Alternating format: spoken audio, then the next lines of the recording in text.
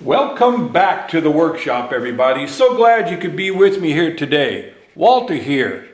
Hey, listen, the other day I posted pictures of this bowl on Facebook, for those of you who follow me on Facebook, and I had some questions regarding how do you actually turn a live edge bowl like this and have it be so thin. Well, I thought I'd show you how I start it here tonight. And basically it all begins just like any other bowl. You turn a tenon on the bottom, or a spigot, whichever you want to, let me see, get in the light here.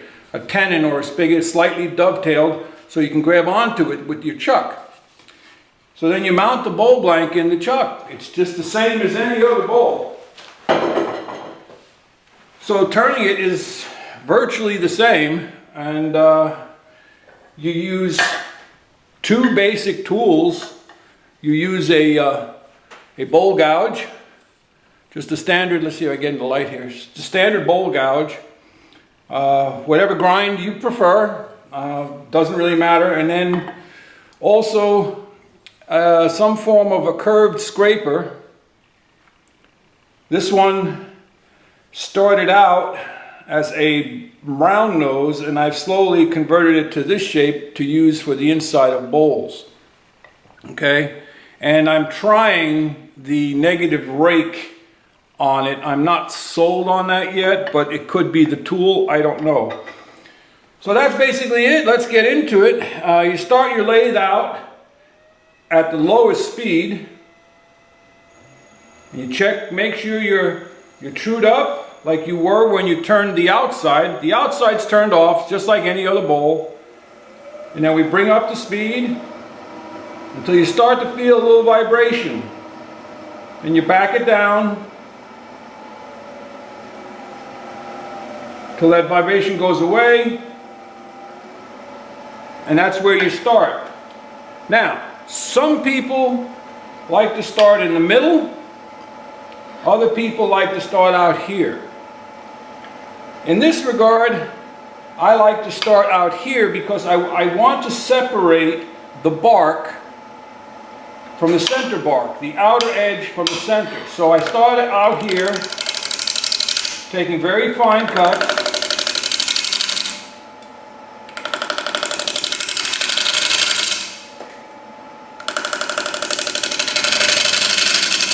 And you see it's starting to get light,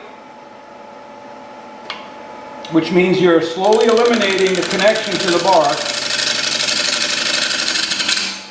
Now I can get rid of this with either a pull cut or a push cut, whichever you prefer.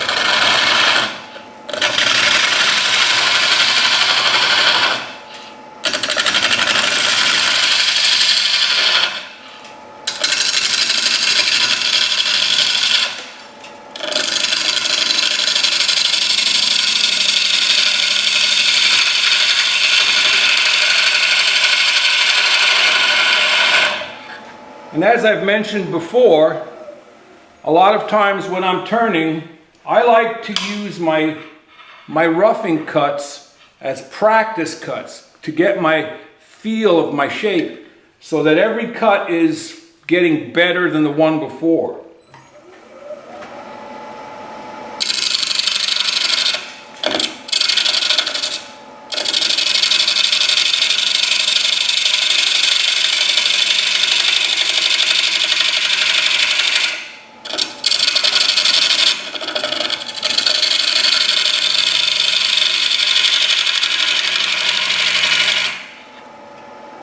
Another thing is when you're roughing through bark, it gets really tough, excuse me, on the tools. So I try not to do too much other turning until I get this outer edge established.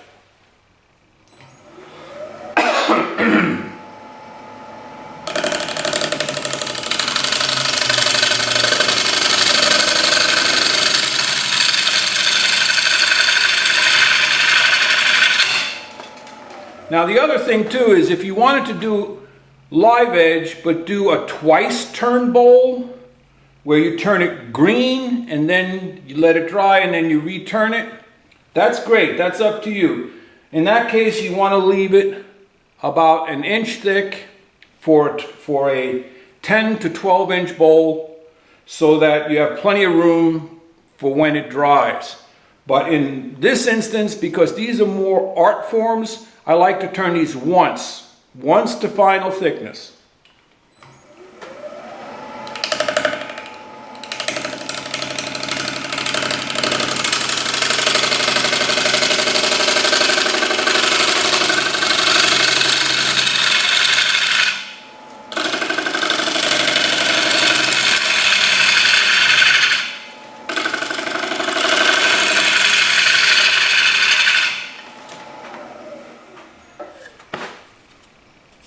Okay, so we're coming down here close to the bark. Here we're there, here we're almost there, and here we're there. So now I've got about 3/4 of an inch. Before I go too much deeper, I'm going to start to make the wall thickness thinner.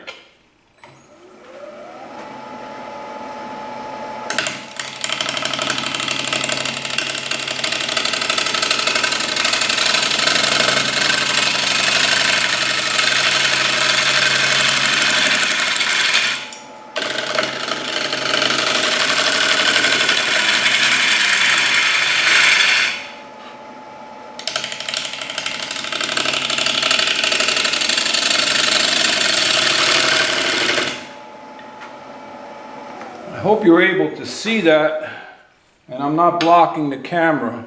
I think you should be able. I'm going to try to make sure you can see that. What we do is we leave this mass in the middle to help stabilize the turning.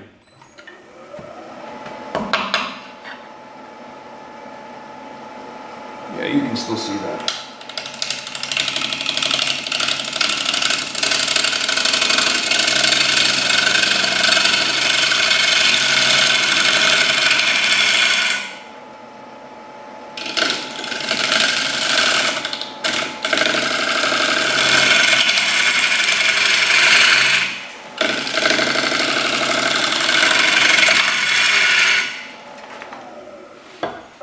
It's really not much different than turning any other bowl.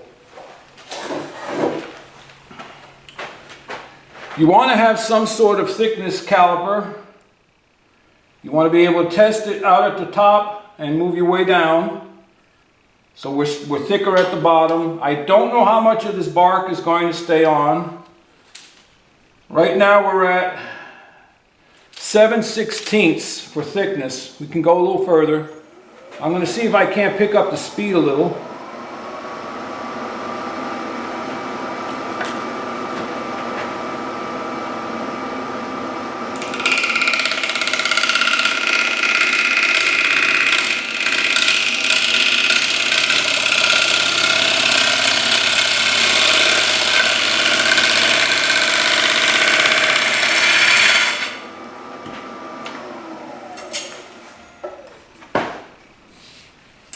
That looks about right.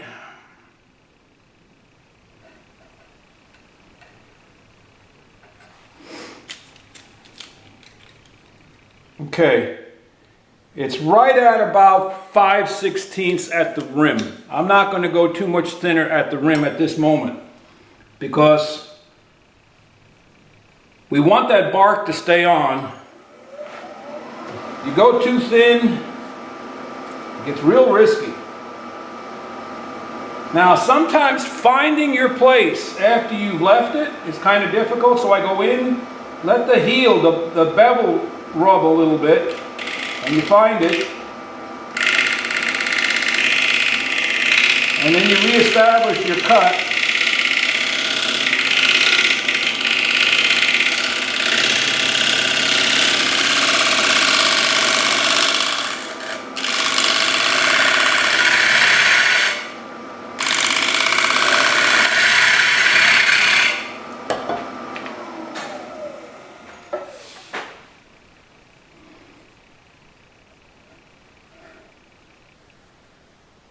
Real close to even on that thickness right there.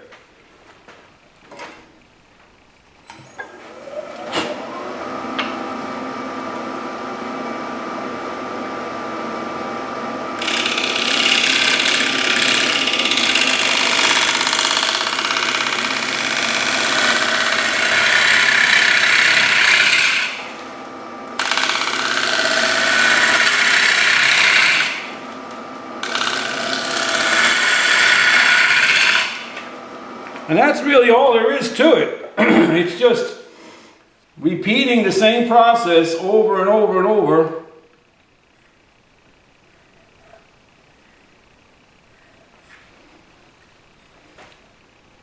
Now you see we're starting to get down into here.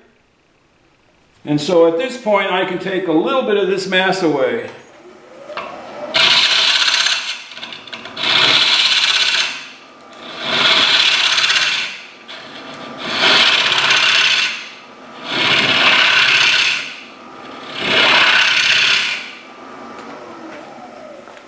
Anything you can do to balance the weight, reduce weight, is great because you want to try to pick up the speed as you go.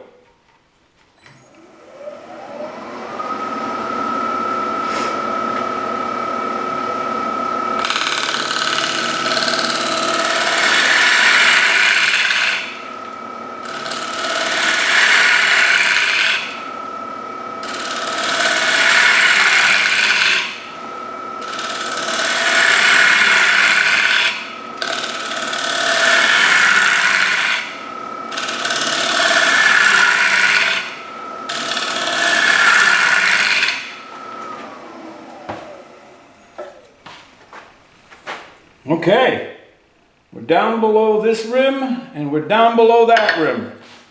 That's pretty good. It doesn't take all that long. And we are thicker down below. I can see it. So let your heel of the bevel touch first.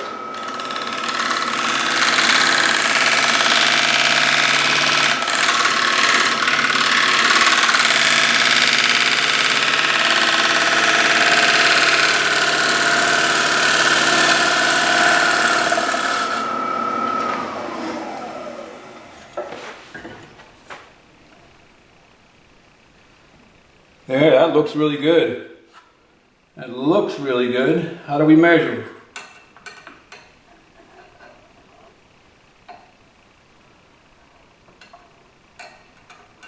Fractionally thicker near the bottom. But here's a tip. Once you look at this tool and present it to the wood here, and you start getting a cut, stop looking at the tool. Now you want to look over here at the cut. You'll actually see the cut forming. And that gives you a better idea of what you're doing, whether you're going deeper or shallow. I'm looking at the chisel.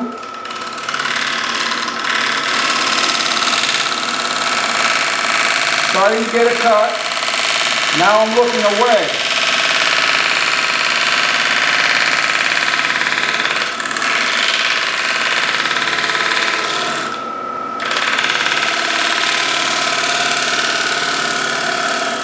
So I want to see what's happening to the thickness, to the cut out over on the other side. Now, before we go any deeper,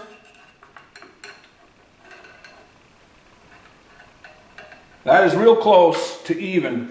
Before we go any deeper, sometimes you need to smooth out a little tool mark or something. So sometimes you can take your scraper and come in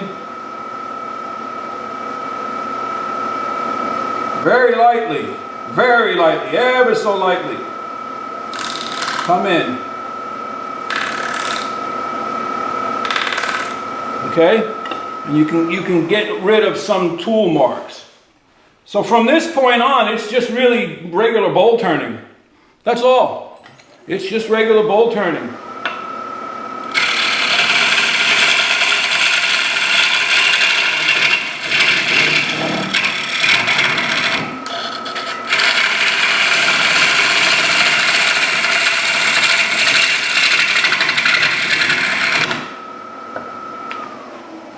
Okay, so now I want to move the tool rest. And now here's something you got to be real careful when doing these types of bowls. You put your tool rest in, But make sure your banjo, now this is a small bowl, but if it was bigger, make sure your banjo to the bowl is clear. And then slowly hand spin it. And see, I'm going to hit right there. So I got to come out. Good 1/4 inch. Come around with this one, needs a little more. Then lock it down. Spin it slowly by hand. See, a few times, make sure nothing's hitting. I'm closer in here, I can get a better cut. Either a pull cut or a push cut, whichever you prefer. Okay? And get rid of the wood.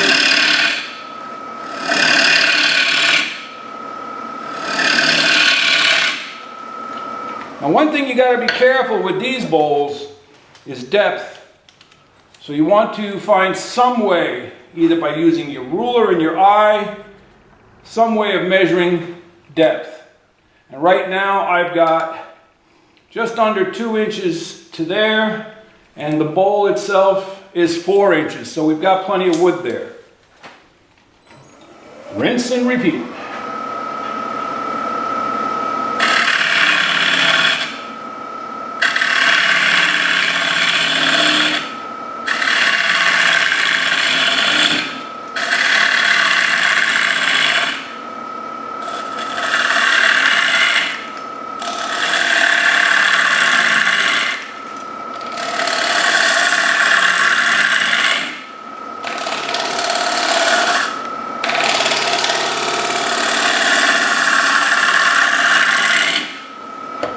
So that's it, everybody. I'm going to keep working on this. No sense boring you with bowl turning. It's just basic bowl turning. And you keep checking the thickness as you go. And you work your way right around. So, hey, listen. Thanks for stopping by. I really appreciate you sharing time with me here at the lathe. And if you find yourself with the opportunity to turn a live edge bowl, you can start with a smaller one. Now, one point I want to make is I'm using half logs. That's so that the pith of the log, the center, is gone. It's turned away. Some people will put a whole log up and do a live edge. It's a gamble. I don't like doing that. I like staying with half logs. So head out to your shop. Go make some shavings. Walter out.